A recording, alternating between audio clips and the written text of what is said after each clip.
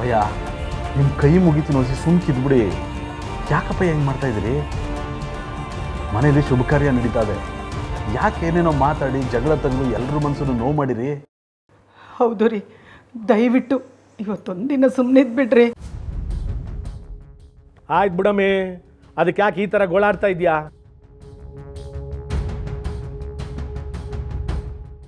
ಎಲ್ಲವ ನಿನ್ನ ಗಂಡ? ಅಪ್ಪ ಏನೋ ಕೆಲಸ ಇದೆ ಅಂತ ಹೋಗಿದ್ದಾರೆ, ಇನ್ನೇನು ಬಂದ್ಬಿಡ್ತಾರೆ. ಮನೇಲಿ ಏನಾದರೂ ಇದ್ದಾಗಲೇ ನಿನ್ನ ಗಂಡನ ಕೆಲಸ ಇರೋದು. ಇಲ್ಲಾಂದರೆ ದನ ತಿನ್ನಂಗೆ ತಿಂದು ಯಾವುದಾದ್ರೂ ಮೂಲೆಲ್ಲ ಫೋನ್ ಹಿಡ್ಕೊಂಡು ಕೆಲ್ಸಕ್ಕೆ ಬರ್ದಾರ ನೋಡ್ಕೊಂಡು ಕೂತಿರ್ತಾನೆ. ಆ ಬಡ್ಡಿ ಇದನ್ನು ಕಟ್ಕೊಂಡು ನೀನು, ಅಯ್ಯೋ ರಾಮ. ನಾನು ಫೋನ್ ಮಾಡಿ ಬರ್ತೀನಪ್ಪ.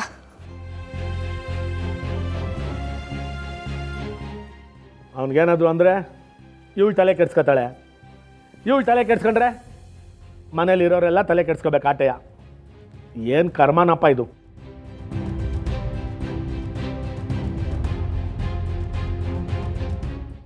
ನೋಡಪ್ಪ, 25 ಲಕ್ಷ ಇದೆ ಇದರಲ್ಲಿ.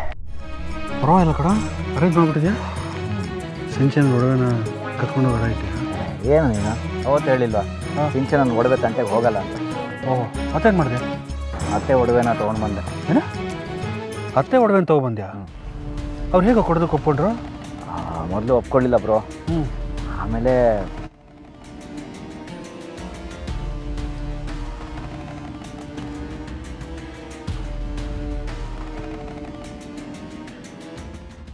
ಪರವಾಗಿಲ್ಲ ಕಣ, ಕಿಲಾಡಿ ಆಗ್ಬಿಟ್ಟಿದ್ಯಾ ನೀನು.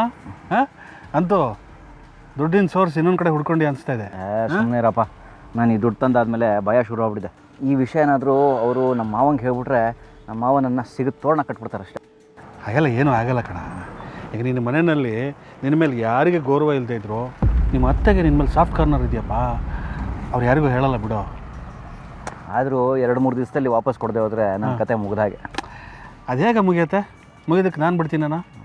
ಈಗ ಹೋಗೋಣ, ಡೀಲ್ ಮುಗಿಸಿ ಹಾಂ, ನೀನು ಒಡವೆ ಬೇಕಾದ್ರೆ ವಾಪಸ್ ತೊಗೊಂಡು ಕೊಟ್ಬಿಡು. ನಾನು ನನ್ನ ಮನೆ ಪತ್ರನ ಅಡ ಇಟ್ಟು ಡಬಲ್ ಬಡ್ಡಿಗೆ ದುಡ್ಡು ತೊಗೊಂಬಂದಿದ್ದೀನಿ. ಫಸ್ಟು ಡೀಲ್ ಮುಗಿಸಿ ದುಡ್ಡು ತೊಗೊಂಡೋಗಿ ಅವ್ನ ಮುಖದ ಮೇಲೆ ಬಿಸಾಕಬೇಕು. ಫಸ್ಟ್ ಬಡ್ಡಿ ಉಳಿಯುತ್ತೆ. ಸರಿ, ಏನೋ ಮಾಡ್ಕೋ, ನಾನು ಹೊರಡ್ತೀನಿ. ಹಾಗೆ ಎಲ್ಲಿಗೆ ಹೊಡ್ತೀಯಾ? ಮನೇಲಿ ಪೂಜೆ ಇಟ್ಕೊಂಡಿದ್ದಾರೆ ಕಣ. ಸಿಂಚನ ಮತ್ತು ನನ್ನ ಜಾತಕದಲ್ಲಿ ಅದೇನೋ ದೋಷ ಇದೆಯಂತೆ, ಅದಕ್ಕೆ ಪೂಜೆ ಮಾಡಿಸ್ತಿದ್ದಾರೆ. ನಾನಿಲ್ಲದೆ ಇದ್ರೆ ಸಮಸ್ಯೆ ಆಗ್ಬಿಡುತ್ತೆ. ಏನು ನೀನು ಲವ್ ಮಾಡಬೇಕಾದ್ರೆ ಜಾತಕ ತೋರಿಸ್ಬಿಟ್ಟು ಲವ್ ಮಾಡಿದ್ರಾ? ನೋಡ, ಕೆಲಸ ಮುಗಿಸು, ನೀನು ಆಮೇಲೆ ಹೋಗು. ಸಿಂಚನ ಇರ್ತಾಳೆ, ಅವ್ರ ಪಡೆ ಪೂಜೆ ಮಾಡ್ಕೊತಾಳೆ. ಈಗ ನಾವು ಕೆಲಸನ ಮುಗಿಸ್ಬೇಕು, ಕ್ಷೇಮವಾಗಿ ಹೋಗಿ ಲಾಭವಾಗಿ ಬರಬೇಕು ಕಣ. ಹಾಂ, ಬಾ ಹೊಡೋಣ. ನೀನು ಆ ಮುಖ ನಿಂಗೆ ಇಟ್ಕೊಬೇಡ, ನಗನಗ್ತಾ ಇರೋ. ಆ ಪರಮೇಶಿ ಫೋನ್ ಮಾಡ್ತೀನಿ. ಹಾಂ,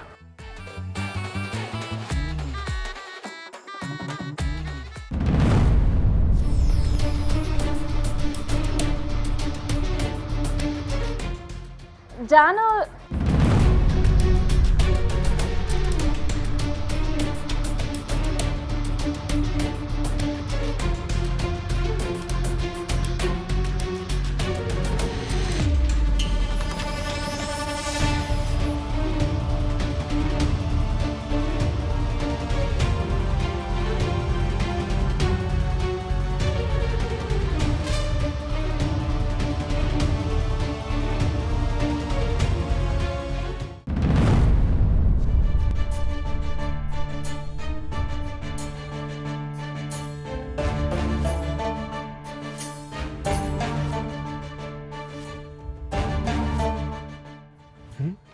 ಇಲ್ಲೋ ಫೋನ್ ಮಾಡಬೇಕು. ಇರೋ ನೋಡ್ತೀನಿ, ಫೋನ್ ಮಾಡ್ತೀನಿ ಇರು ಪರಮೇಶಿ.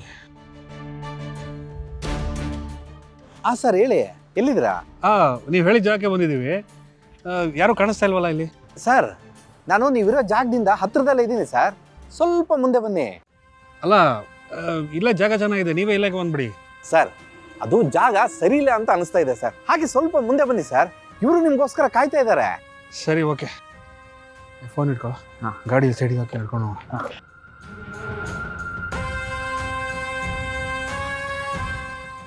ಯಾವ ಕಡೆ ಕೇಳಿ. ಬರ್ತಾ ಇದ್ದೀವಿ, ಯಾವ ಕಡೆ ಬರಬೇಕು?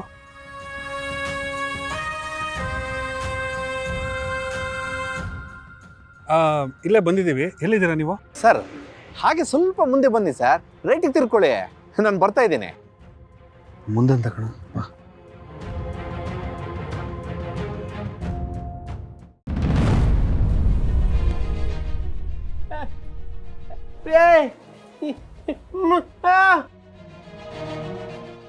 ಶಾನು ಅವರೇ, ನಾವು ನಿಮ್ಮ ಮನೆಗೆ ಬಂದಿರೋದು ನಿಮ್ಗೆ ಇಷ್ಟ ಇಲ್ಲ ಅಂದ್ರೆ ಹೇಳ್ರಿ, ನಾವು ಈಗಲೇ ಹೋಯ್ತೀವಿ.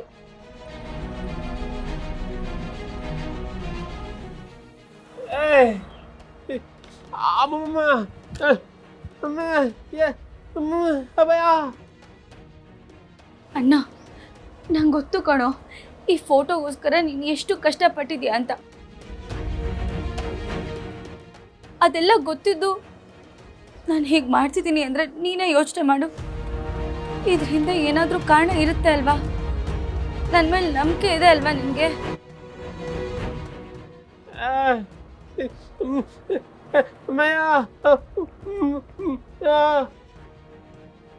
ಹೌದು ಜಾನು ಅವರೇ, ವೆಂಕಿ ಅವ್ರ ತಾಯಿ ಇಲ್ದಾಗ ಎಷ್ಟು ನೋವು ಅನ್ಭವಿಸೋರೆ ಅಂತ ನಿಮಗೂ ಗೊತ್ತಲ್ವಾ?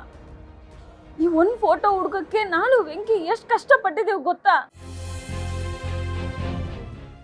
ಎಲ್ಲ ಗೊತ್ತಿದ್ದು ವೆಂಕಿ ಮನ್ಸನ್ನ ನೋಯ್ಸಕ್ಕೆ ನಿಮ್ಗೆ ಹೆಂಗ್ ಮನ್ಸು ಬತ್ತೈತೆ? ಈ ಫೋಟೋ ಏನಕ್ಕೆ ಸುಟ್ಟಾಕಿದ್ರಿ ನೀವು?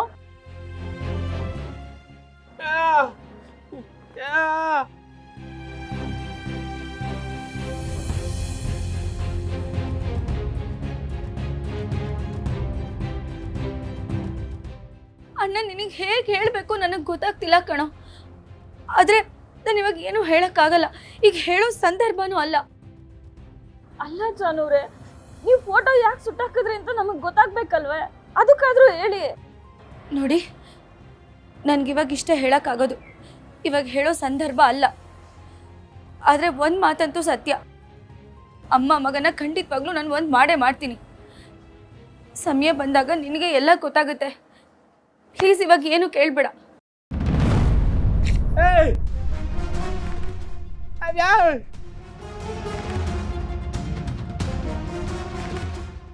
ನೋಡು ಅಣ್ಣ, ಇವಾಗ ನನಗೇನು ಕೇಳಬೇಡ. ಸಂದರ್ಭ ಬಂದಾಗ ನಾನು ಎಲ್ಲ ನಿನಗೆ ಹೇಳ್ತೀನಿ. ನಾನು ನಿನಗೆ ಮಾತು ಕೊಡ್ತಾ ಇದ್ದೀನಿ. ನಿನ್ನ ತಾಯಿನ ನಿನ್ನ ಮಡ್ಲಿಕ್ಕೆ ತಂದು ಸೇರಿಸ್ತೀನಿ. ಅವ್ರು ಖಂಡಿತ ಸಿಕ್ಕೇ ಸಿಗ್ತಾರೆ. ನನ್ನ ಜೀವ ಒತ್ತೆ ಇಟ್ಟಾದರೂ ನಾನು ಅವ್ರನ್ನ ಕರ್ಕೊಂಡು ಬರ್ತೀನಿ.